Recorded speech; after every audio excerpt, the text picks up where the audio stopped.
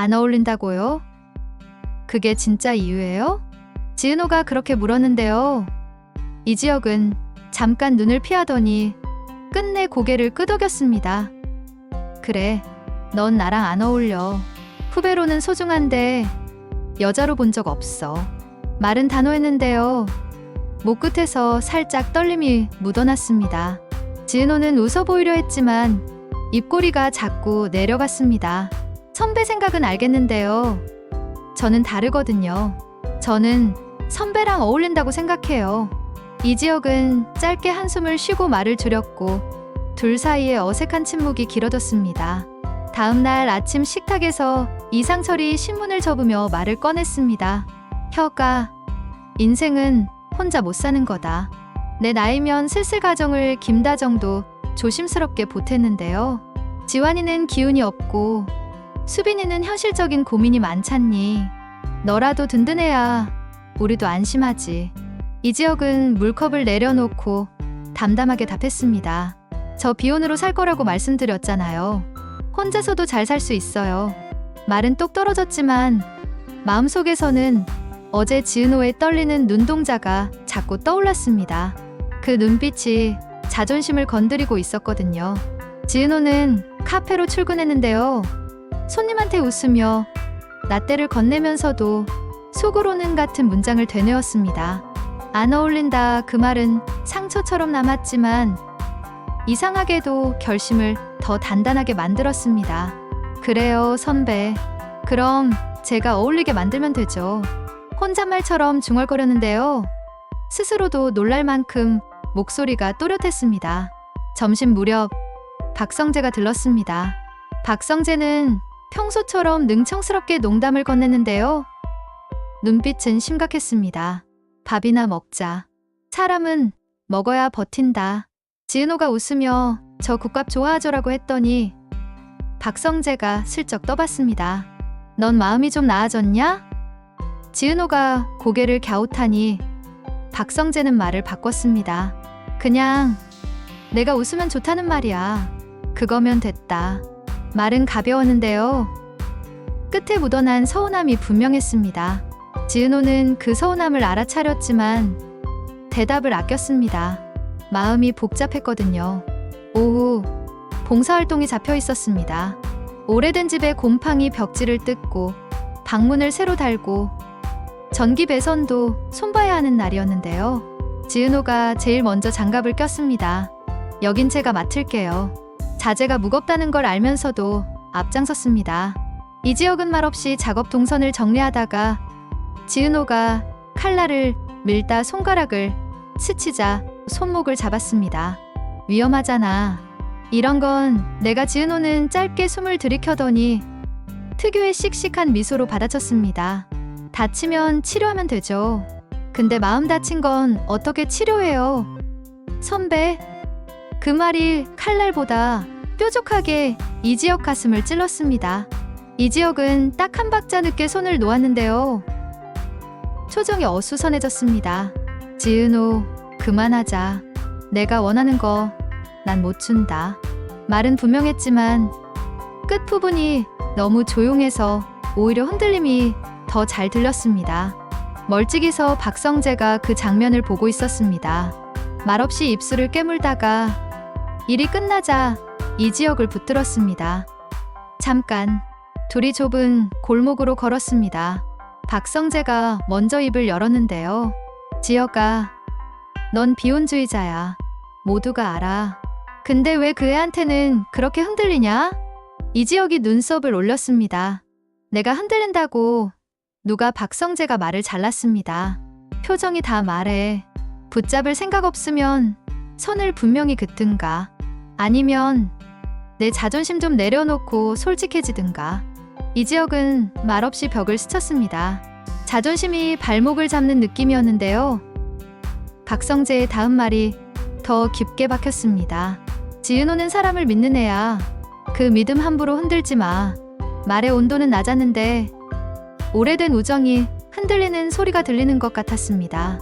저녁, 지은호는 집으로 돌아와 정순이에게 솔직하게 털어놓았습니다. 엄마, 저는 결혼 아니어도 괜찮아요. 그냥 사랑을 하고 싶어요. 그 사람이 선배라서요. 정순이는 조용히 고개를 끄덕였습니다. 엄마도 사랑 믿고 살았지. 근데 세상은 사랑만으로 버티기 힘든 날이 많더라. 내 아버지 사업이 무너졌을 때 내가 어찌 버텼는지 알지? 지은호가 잠시 눈을 내리깔았다가 다시 고개를 들었습니다. 알아요. 그래도요. 저는 제 마음을 속이면 더 무너질 것 같아요. 한 번만 끝까지 가볼래요.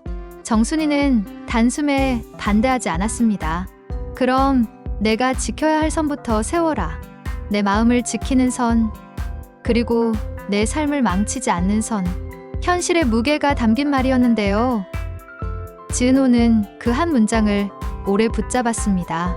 같은 시각, 이지혁은 집에서 혼자 앉아 있었습니다.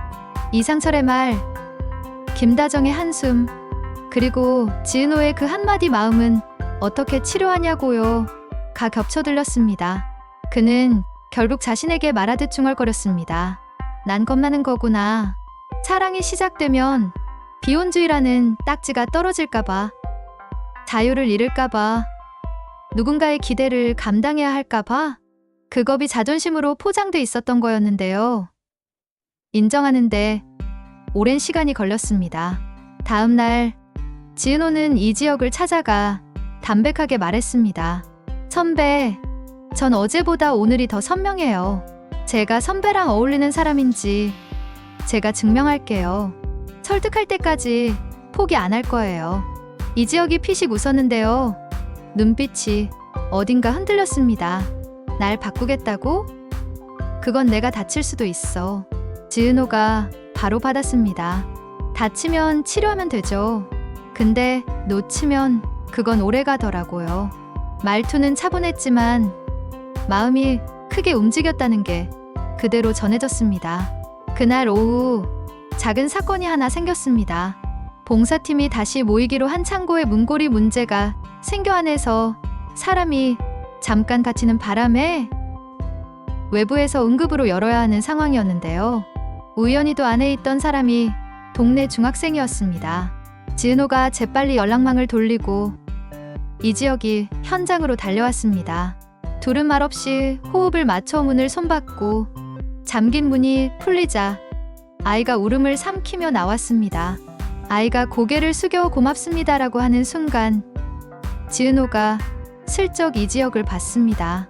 이지혁은 아이 머리를 툭 쓰다듬고 아주 짧게 미소를 보였는데요. 그 미소가 애매한 관계의 빈틈을 살짝 비추었습니다. 말은 못 바꾸고 있는데 마음은 이미 반발짝 움직이고 있다는 신호였죠. 해가 기울 무렵 박성재가 찾아왔습니다. 이번엔 지은호 앞에서였습니다.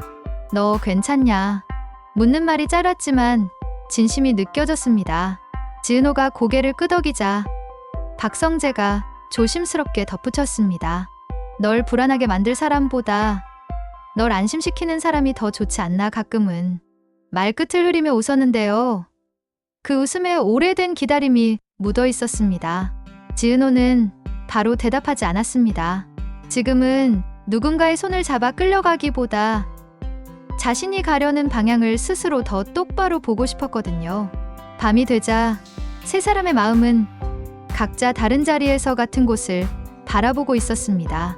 지은호는 설득을 다짐했고 이지혁은 인정을 준비했고 박성재는 선을 정해야 했습니다.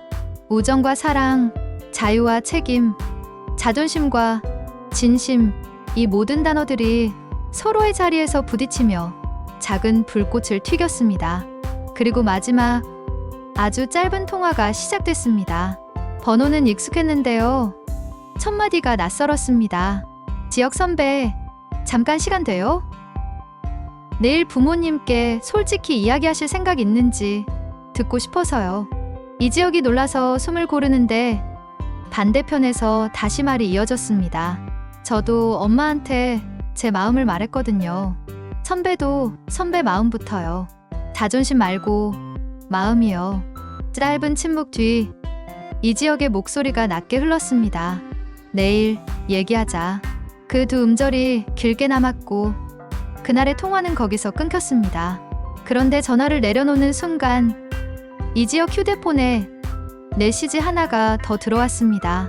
보낸 사람은 박성재였습니다. 오늘 밤 잠깐 보자.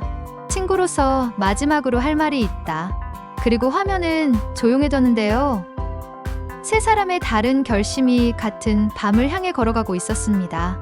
다음 화, 자존심을 먼저 꺾을 사람은 누구일까요? 사랑이 먼저일까요? 우정이 먼저일까요?